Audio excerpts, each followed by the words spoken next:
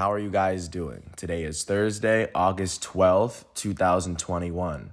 I'm James Sims, and for this episode of The Elite, I'm going to review the Elite matchups and performances from yesterday, Wednesday, August 11th, and of course, I'm going to preview everything going on today as we navigate through the world of sports. With the NBA and the NFL currently in preseason, the MLB is currently going on right now. Starting out in Minneapolis, the Minnesota Twins hosted their in-division matchup, the Chicago White Sox, and the Twins were able to pull off a 1-0 win, beating the White Sox 1-0 despite hitting two less balls. They held the White Sox to 6 hits all game. The only home run was scored off of a solo home run from Jorge Polanco. For the Chicago White Sox in this matchup, the start was given to Reynaldo Lopez. Lopez allowed no earned runs, and he only allowed 1 hit in 3 innings pitched as he struck out 4. The loss for the White Sox would go to their second relief pitcher, Jose Ruiz. Ruiz would allow 1 earned run in 1 inning pitch as he struck out 2. With this loss, Ruiz is 1-2 on the season. In the White Sox batting lineup, the only player with more than 1 hit was their left fielder, Eloy Jimenez. He went 2 for 4. For the Minnesota Twins, the start was given to Bailey Ober. He allowed no earned runs, and he allowed all 6 of the hits the White Sox would register in 5.1 innings pitched. He would strike out 6 on the day. The win for the Minnesota Twins would go to their first relief pitcher, Caleb Thielbar. Caleb Thielbar would allow no earned runs in 1.1 inning pitch as he struck out 1. With this win, Thielbar is 4-0 on the season. The save will go to the Twins' closer for the day, Alex Colomé. Colomé allowed no earned runs in 1 inning pitched. With this, he would pick up his 7th save of the season. The only player for the Twins with more than 1 hit was their second baseman, Jorge Polanco. Polanco will go 2 for 4 with an RBI and a run as he hit his second triple of the season, and he would hit his 21st home run of the season. With this win, the Minnesota Twins are 50-65. That is the 4th best record in the American League Central. They've won their last 2 games. They've won 6 of their last 10, and they currently trail the Chicago White Sox by 17 games in the division, alongside the Kansas City Royals, who have the worst record in the division. With this loss, the Chicago White Sox are now 67-48. That is still the best record in the American League Central. They've lost their last 2 games, but they've only lost 4 of their last 10. They currently sit 10.5 games ahead of the second place Cleveland Indians within the division, so the White Sox are sitting pretty comfortably. And in the playoff picture, they are currently holding on to the 3rd seed as they are trailing the Tampa Bay Rays, the leaders out east, and they're also trailing the Astros, who are currently the leaders out west. Jumping out to Houston, the Houston Astros hosted the Colorado Rockies, and the Astros were able to come up with a 5-1 win after the Rockies scored the first run of the game in the top of the first. For the Rockies in this matchup, the start and the loss went to Antonio Senzatella. Senzatella would allow 3 earned runs in 6 innings pitched as he struck out 3. With this loss, Senzatella is 2-9 on the season. In the Rockies batting lineup, their shortstop Trevor Story was the only player with more than 1 hit. He was 2 for 3 for the day. For the Houston Astros, the start and the win was given to Framber Valdez. Valdez allowed 1 earned run in 6 innings pitched as he struck out 8. With this win, Framber is 8-3 on the season. In the Astros batting lineup, their elite second baseman and former American League MVP, Jose Altuve, will go 2 for 5. Their designated hitter, Michael Brantley, will go 3 for 5 with 2 runs. Their shortstop, Carlos Correa, will go 2 for 5 with an RBI and a run. Their third baseman, Alemis Diaz, would end up going 3 for 3 with 3 RBIs on the day. And with this win, the Houston Astros are now 68-46. That is currently the best record in the American League West and the second best record in the American League. They've won their last 2 games, but they've only won 4 of their last 10. They currently sit 2 games ahead of the second place Oakland Athletics in their division. They're holding on to the 2 seed in the American League as they now trail the Tampa Bay Rays, the American League East leaders, and they currently sit ahead of the White Sox, who are currently sitting on top of the AL Central. With this loss, the Colorado Rockies are now 51-63. That is the 4th best record in the National League West. They've lost their last 2 games. They've lost 4 of their last 10, and they now trail the San Francisco Giants by 22 games in the division. Jumping out to Kansas City, Missouri, the Kansas City Royals hosted the New York Yankees. The Yankees were able to beat the Royals 5-2 as they scored 3 of their 5 in the first inning, and then they scored their other 2 in the fourth. They only scored their 5 runs in 2 different innings, but they were able to run away with win number 63. For the Kansas City Royals, the start and the loss was given to Brady Singer. Singer allowed 5 earned runs in 3.2 innings pitched as he struck out 2. With this loss, Singer is 3-8 on the season. In the Royals batting lineup, their elite second baseman Whit Merrifield would go 3 for 4 with a run, and then their right fielder Hunter Dozier would go 2 for 4. For the New York Yankees, the start was given to Lucas Luetge. Luetge would allow 1 earned run in 2 innings pitched as he struck out a batter. The win would go to the Yankees' third relief pitcher, Chad Green. Green allowed no earned runs and only allowed 1 hit in 2 innings pitched as he struck out 3. With this win, Chad Green is 6-5 on the season, and save number 1 of the season will go to Zach Britton. Britton allowed no earned runs in 1 inning pitched. In the Yankees batting lineup, their elite second baseman DJ LeMahieu would go 2 for 4 with an RBI and 2 runs. Their elite designated hitter Aaron Judge would go 2 for 5 with an RBI and a run for himself. Their third baseman Rougned Odor will go 2 for 4 with an RBI, and then their left fielder on the day Tyler Wade would end up going 2 for 3 with a run. With this win, the New York Yankees are now 63-51. That is the third best record in the American League East. They've won 7 of their last 10 games, and they now trail the Tampa Bay Rays by 6 games in the division. At the moment, they now trail the Boston Red Sox for the second American League wildcard spot by 2 games, as the Yankees are the first team on the outside looking in. With this loss, the Kansas City Royals are now 49-64. That is the worst record in the American League Central. They've lost 6 of their last 10 games as they now trail the Chicago White Sox by 17 games in the division at the moment. And they're also holding on to the third worst record in the American League. Like I said, they trail the White Sox by 17 games in the division. Jumping out to New York, the New York Mets hosted the Washington Nationals in Citi Field, and the Mets would pull off an 8-7 win at home as they pulled off the comeback in the 8th inning. They were trailing 7-6 entering the inning. It will be a sacrifice bunt from Jonathan Villar to tie the game, and it would be an RBI single from Brandon Drury to give them the lead and eventually run away with the win. For the Washington Nationals, the start was given to Paulo Espino.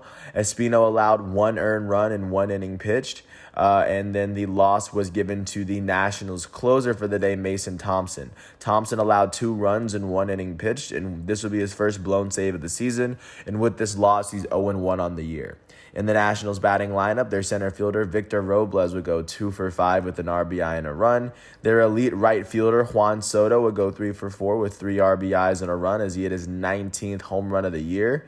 And then their catcher for the day, Riley Adams, would end up going 2 for 4 with an RBI and a run. Their elite right fielder Juan Soto, in addition to going 3 for 4 with 3 RBIs and a run, would hit his 19th home run of the season. And for the New York Mets in this matchup, the start was given to Carlos Carrasco.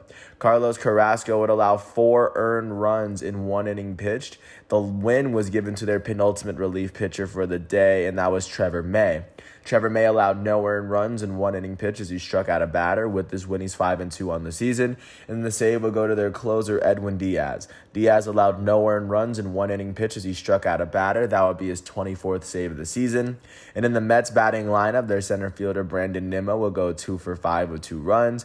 Their second baseman, Jeff McNeil, would end up going 2 for 4 with an RBI and 2 runs. Their elite first baseman, Pete Alonso, would end up going 3 for 5 with an RBI and 2 runs. He would hit 2 doubles for the day for himself. Their third baseman, J.D. Davis, would end up going 2 for 4 with an RBI and a run.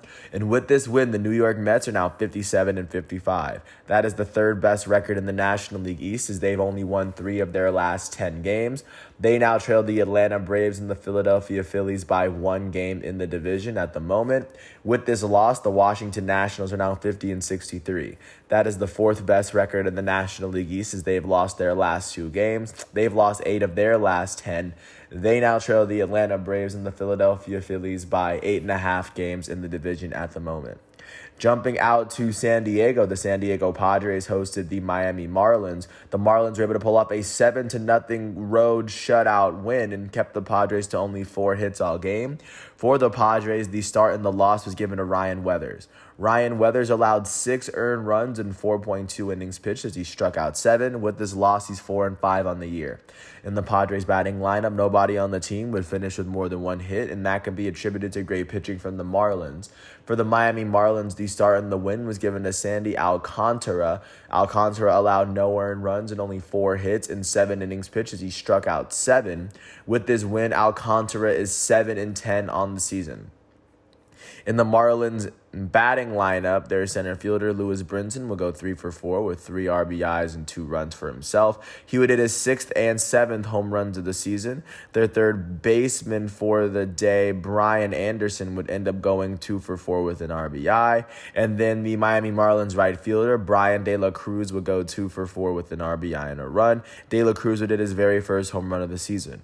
With this win, the Miami Marlins are now 48-67. That is the worst record in the National League East and the third worst record in the National League at the moment.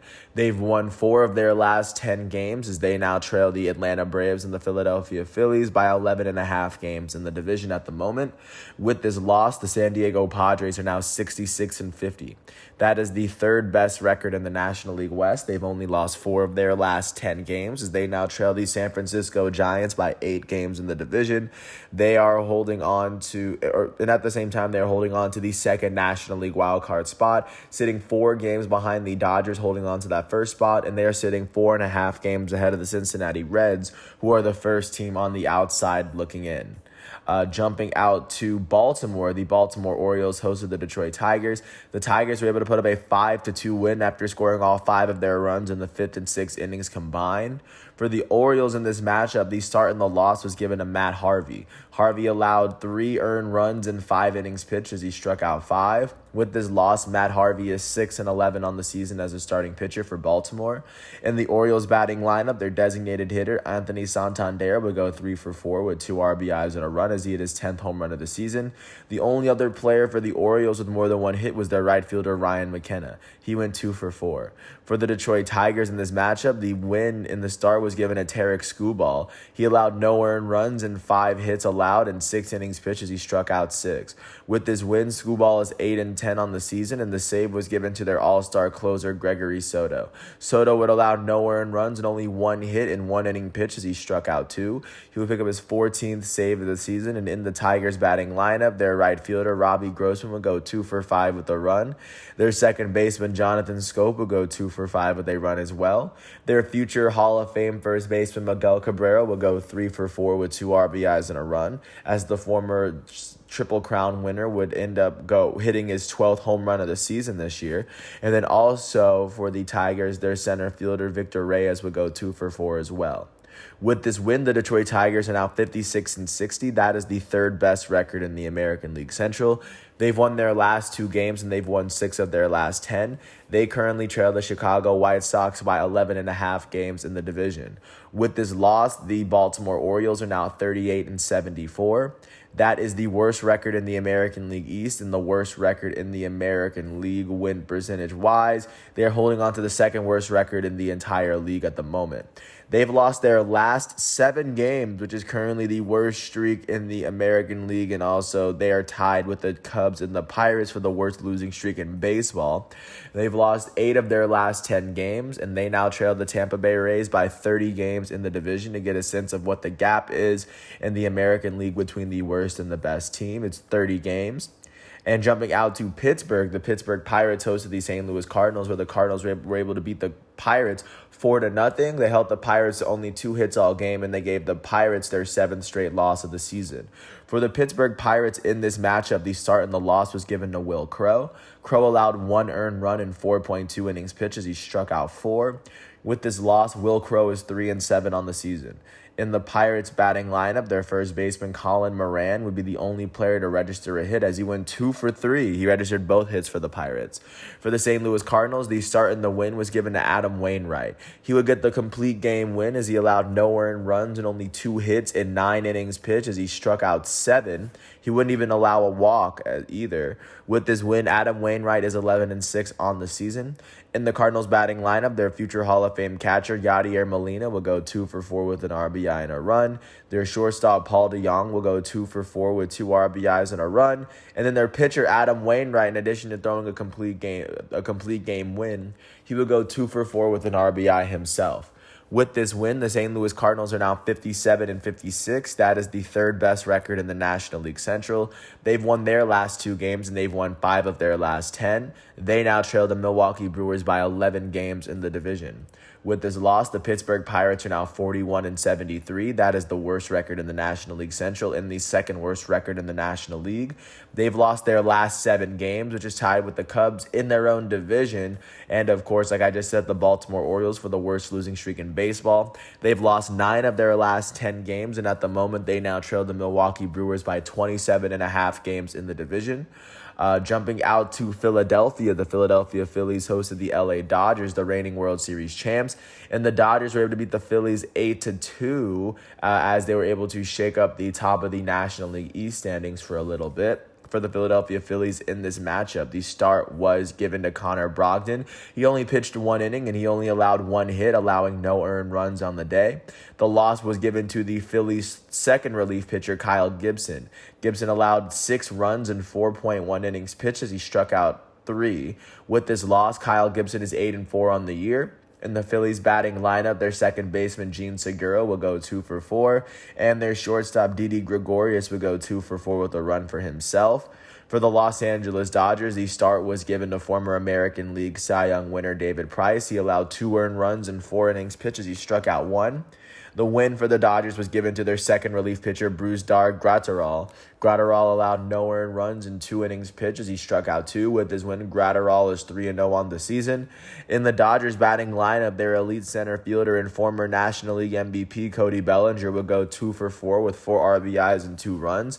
Both of his hits would account for his 8th and 9th home runs of the season for LA. Their left fielder, AJ Pollock, would go 3 for 5 with an RBI. Their right fielder, Matt Beatty, would end up going 2 for 3 with a run. And with this win, the Los Angeles Dodgers are now 69-45. That is the second best record in the National League West at the moment, and that's actually the second best record in the National League win percentage-wise. They've won their last 4 games, and they've won 7 of their last 10. They now trail the San Francisco Giants by 4 games in the division, and they are currently holding on to the first spot in the National League wildcard game, sitting 4 games ahead of the second-place San Diego Padres in that race. With this loss, the Philadelphia Phillies are now 59-55.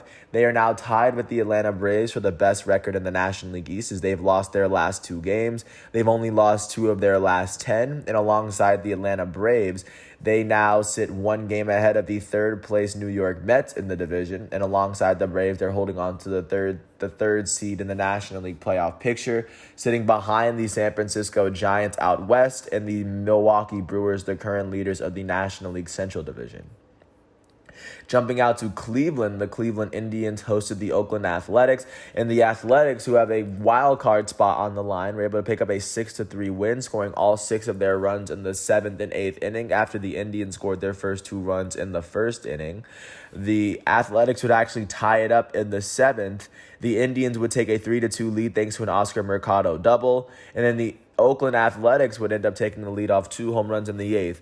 Elvis Andrus' solo home run would tie the game, and Jed Lowry's 3-run home run would give the A's the lead that would give them the win.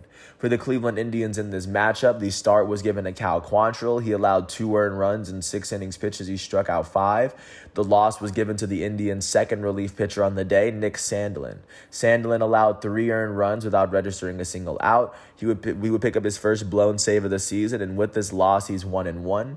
In the Indians' batting lineup, nobody on the team would finish with more than 1 hit, and that can be attributed to great pitching from Oakland. For the Oakland Athletics, the start was given to Frankie Montas. He allowed 2 runs in 6 innings pitched as he struck out 6.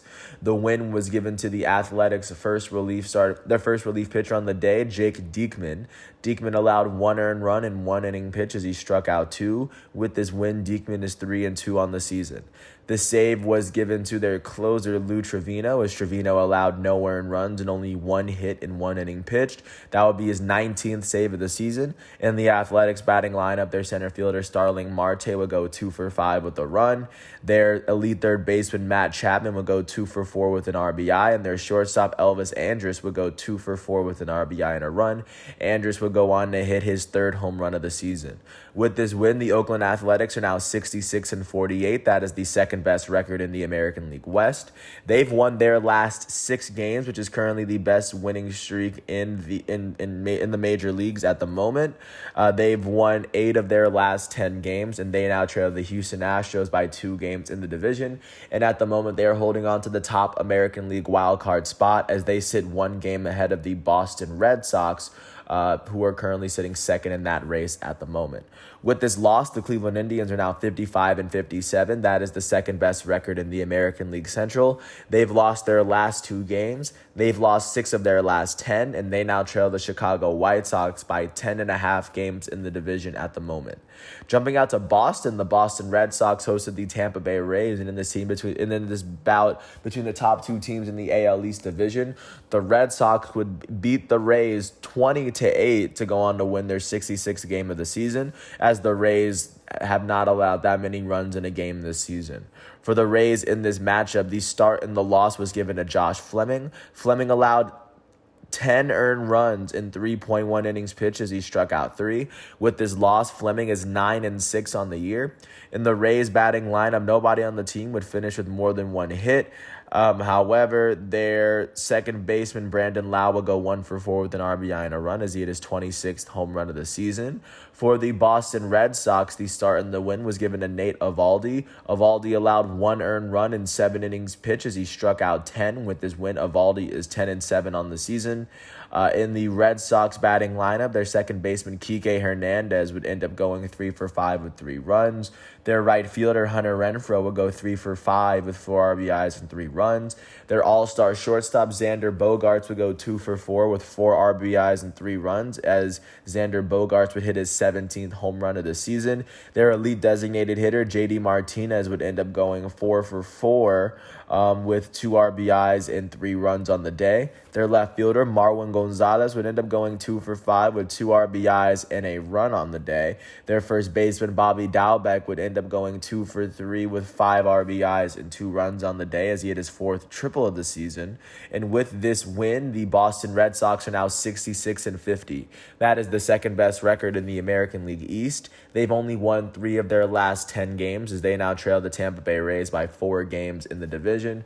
They are holding on to the second wild card spot in the American League as they now trail the Oakland A's by 1 game as the A's are in the first spot, and the Red Sox sit 2 games ahead of the New York Yankees, who are the first team on the outside looking in. With this loss, the Tampa Bay Rays are now 69-45. That is the best record in the American League East. They've only lost 3 of their last 10 games as they sit 4 games ahead of the second place Boston Red Sox in their division. The Rays are still holding on to the best record in the American League record-wise, and they are holding on to the number 1 seed in the playoff picture at the moment, sitting ahead of the Houston Astros out west and the Chicago White Sox of the Central. Jumping out to Atlanta, the Atlanta Braves hosted the Cincinnati Reds and were able to pull off an 8-6 win at home in the 11th inning thanks to a walk-off 3-run home run from Ozzie Albies to give the Atlanta Braves the tie for the National League East lead. For the Cincinnati Reds, the start was given to Wade Miley. Miley allowed 5 earned runs in 5 innings pitched as he struck out 4. The loss would go to the Reds closer for the day, Lucas Sims. Sims allowed 3 runs in 2.2 innings pitched as he struck out 1. This will be his third blown save of the season, and with this loss, Lucas Sims is 4-2 on the season. In the Reds batting lineup, their first baseman, Joey Votto, would end up going 4 for 5 with 4 RBIs and 2 runs. He would hit his 24th and 25th home runs of the season. Their center fielder Tyler Naquin would go 2 for 5 with a run. And for the Atlanta Braves in this matchup, the start was given to Tuki Toussaint. He allowed 2 earned runs and 5 innings pitched as he struck out 5. The win was given to the Braves closer Edgar Santana. Santana allowed 1 run and 1 inning pitch as he struck out a batter. With this win, he's now 3-0 on the season. In the Braves batting lineup, their elite second baseman Ozzie Albies would go 2 for 5 with 3 RBIs and 2 runs. He would hit his 19th home run of the season, of course, to win the Braves the game in the 11th. Their third baseman Austin Riley would go 2 for 5 with 2 RBIs and a run for himself. And then with this win, the Atlanta Braves are now 59-55. They are tied with the Philadelphia Phillies for the best record in the division, as the Braves have now won their last 3 games and they've won 8 of their last 10. Alongside the Phillies, they sit 1 game ahead of the third place New York Mets, and they are currently tied for the 3rd seed in the National League playoff picture, trailing the Milwaukee Brewers of the Central and the San Francisco Giants of the West, to give a sense of where they are. With this loss, the Cincinnati Reds are now 61-54. That is the second best record in the National League Central. They've lost their last 3 games, and they've lost 4 of their last 10. They now trail the Milwaukee Brewers by 8 games in the division, and they trail the San Diego Padres by 4.5 games for that second National League wildcard spot, as the Reds are still the first team on the outside of the wildcard picture looking in. Jumping out to Chicago, to Wrigley, the Chicago Cubs hosted the National League Central leading Milwaukee Brewers. The Brewers were able to shut out the Cubs 10-0, holding the Cubs to only 4 hits all game. The Brewers would score 7 of their 10 runs in the first inning and virtually run away with the game. For the Chicago Cubs, the start and the loss was given to Jake Arrieta, their former Cy Young winner, I believe. He would go on to allow 8 earned runs and 4 innings pitched as he struck out 3. With this loss, Jake Arrieta is 5-11 on the season. In the Cubs batting lineup, nobody on the team would finish with more than 1 hit, and that can be attributed to great pitching from Milwaukee. For the Brewers, the start and the win was given to their all-star starting pitcher Corbin Burnes. Burnes allowed no earned runs and only 4 hits and 8 innings pitched as he struck out 15 batters. With this win, Corbin Burnes is 7-4 on the season. In the Brewers batting lineup, their second baseman Colton Wong would go 2 for 5 with an RBI and a run. Their shortstop Willy Adames would go 2 for 5 with a run. Their third baseman Eduardo Escobar would end up going 2 for 5 with a run. Their catcher Omar Narvaez would go 3 for 3 with 4 RBIs and 2 runs, as Narvaez would end up hitting his 11th home run of the season. Their pinch-hitting right fielder Tyrone Taylor would end up going 2 for 5 with an RBI and a run. Their pinch hitter Jace Peterson would go 2 for 3. And with this win, the Milwaukee Brewers are now 69-46. That is the best record in the National League Central, as they've won their last 3 games and they've won 7 of their last 10. They now sit 8 games ahead of the second-place Cincinnati Reds in their division. And in the playoff picture, they are holding on to the 2nd seed in the National League, currently trailing the San Francisco Giants out west and sitting ahead of the tie between the Braves and the Phillies out east. So that's where the Brewers are currently sitting.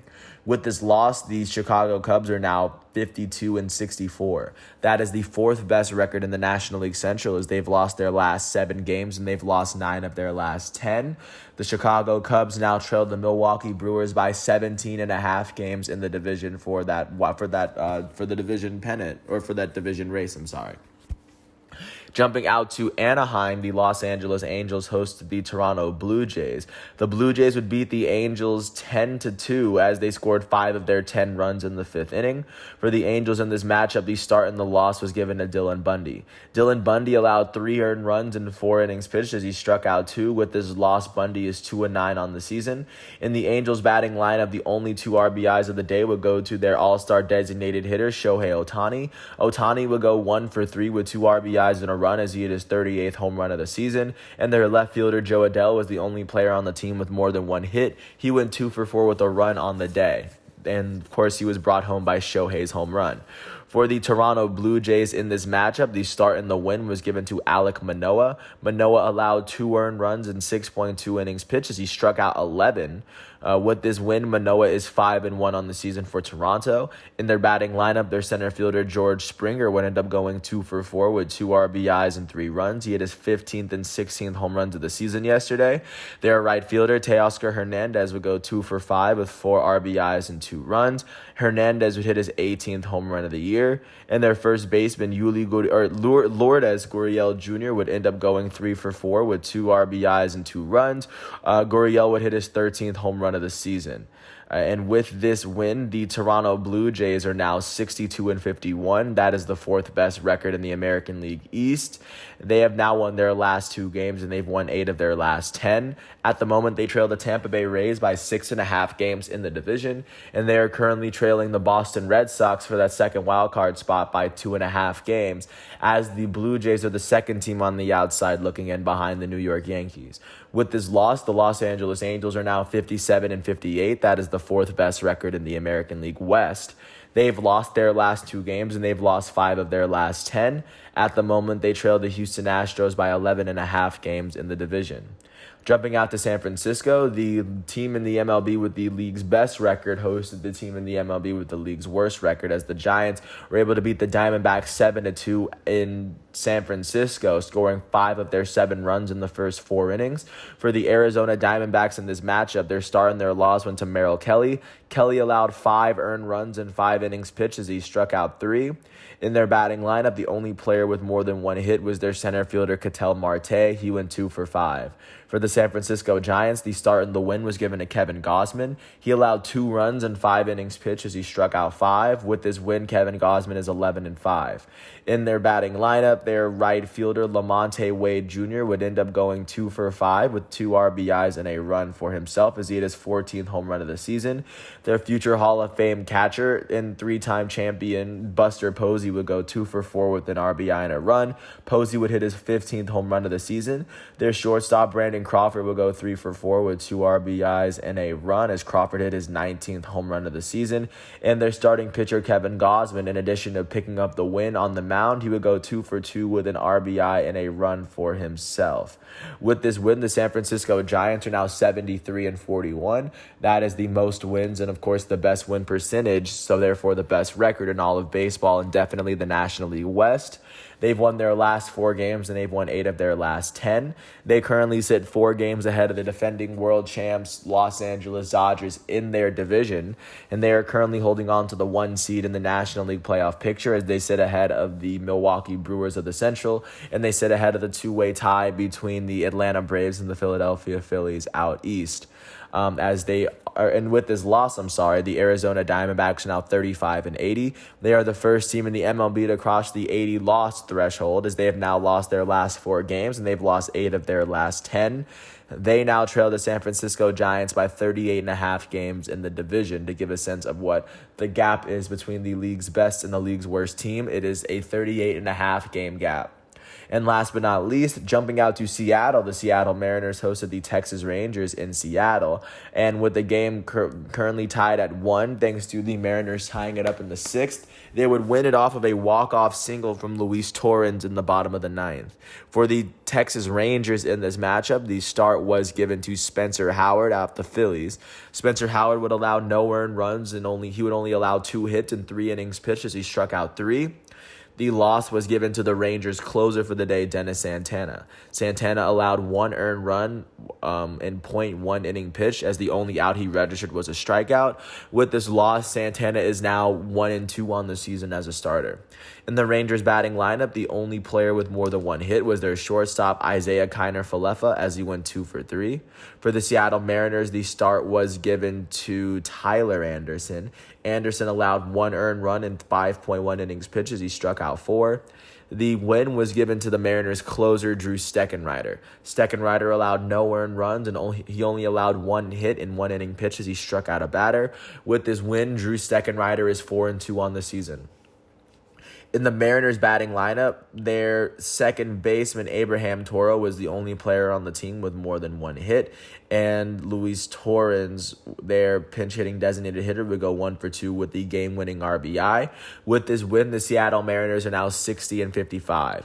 That is the third best record in the American League West. They've only won 4 of their last 10 games, and they now trail the Houston Astros by 8.5 games in the division.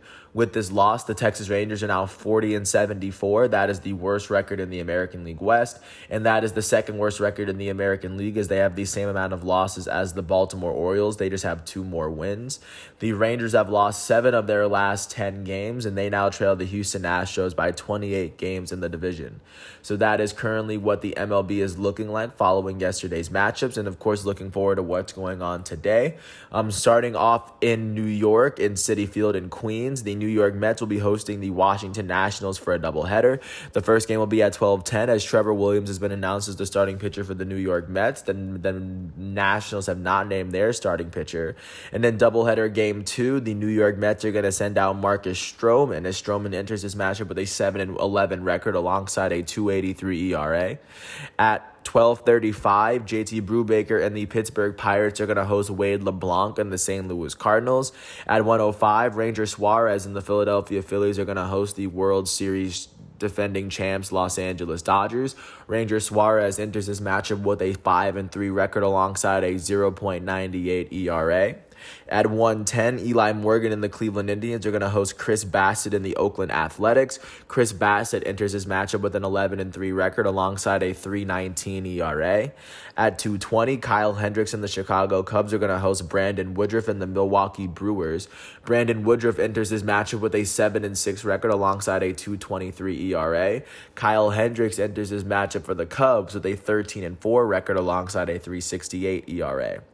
At 4:05 on ESPN+, John Means and the Baltimore Orioles are going to host Matt Manning and the Detroit Tigers. John Means enters his matchup with a 5-3 record alongside a 2.79 ERA. At 4:10, Tanner Houck and the Boston Red Sox are going to host Drew Rasmussen and the Tampa Bay Rays. At the same time, at 4:10, Marco Gonzalez and the Seattle Mariners are going to host Mike Fultonevich and the Texas Rangers. At 7:15 on Fox, in the Field of Dream games in the middle of a cornfield, I'm not even kidding, Lance Lynn and the Chicago White Sox are going to host Andrew Heaney and the New York Yankees.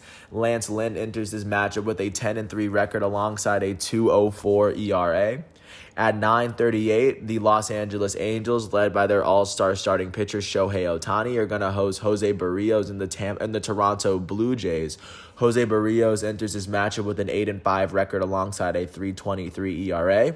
Shohei Ohtani enters his matchup with a 6-1 record alongside a 2.93 ERA. At 9:40, Taylor Widener and the Arizona Cardinals are going to host the San Diego Padres, led by their elite starting pitcher, Yu Darvish.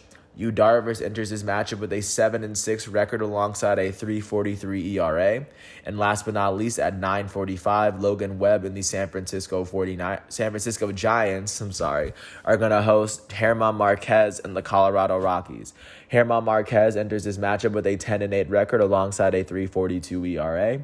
Logan Webb enters this matchup with a 5-3 record alongside a 3.19 ERA. So that's what's going on with the MLB, and of course we're going to go through the MLB day by day.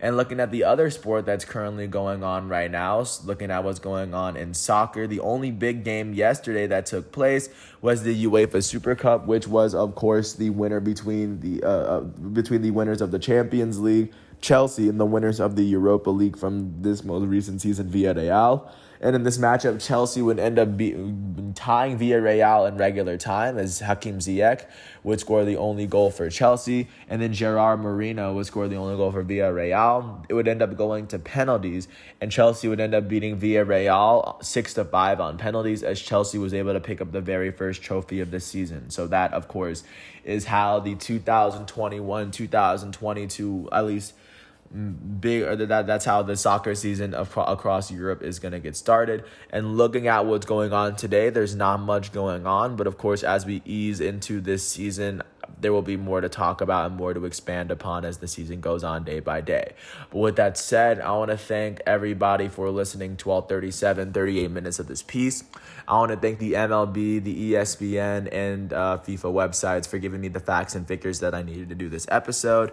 And like I said, today is Thursday, August 12th, 2021 out here in this quarantine. Once all of today's matchups and exhibitions are done, I will come back tomorrow on Friday, August 13th to go over what went down today for another installment of The Elite. And until then, I want to thank everyone for listening to this piece. I hope all is well, and I'll catch you with another episode tomorrow.